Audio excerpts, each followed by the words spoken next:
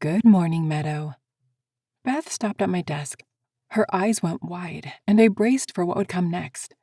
Oh, I'm happy you finally decided to stop trying to cover up that awful scar. By the end of the day, your makeup just wears off, and you can see it anyway. It's such a shame. You were such a beautiful girl. I mean, you still are, even with the scar on your face.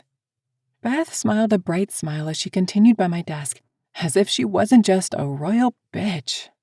Who says that? Beth does, that's who. And most everyone else.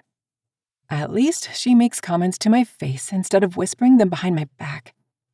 I should have been used to it by now. From the moment I'd woken up in the hospital with this hideous scar marring my face, people have been making comments. Oh, you poor thing. Does it hurt?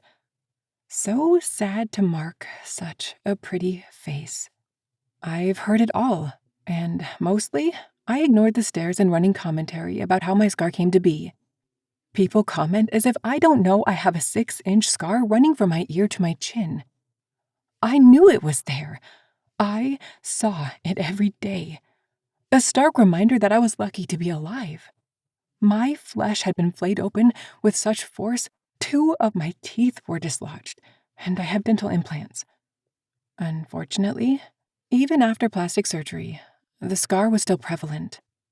These days, I choose to view the mark as a symbol of what I lived through. I've not always felt that way. There were many dark days after the attack happened. I was too afraid to leave my house.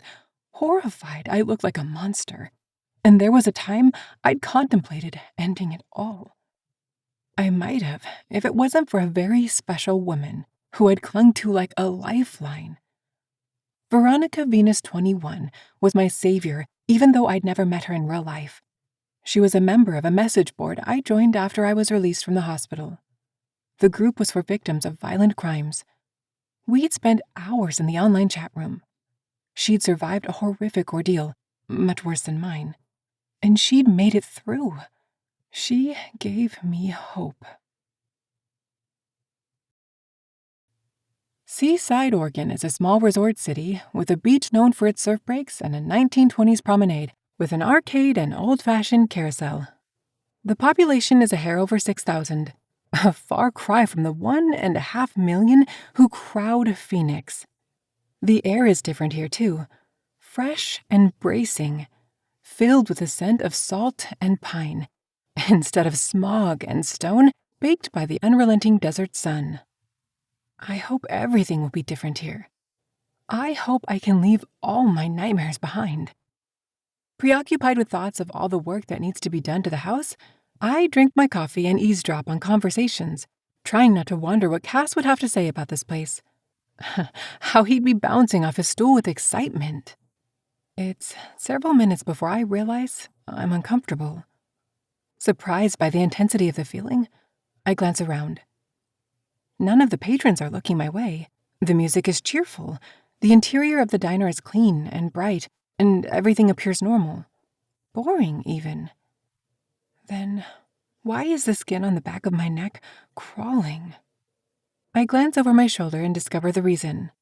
The guy in the raincoat is looking at me. No, not looking. Glaring.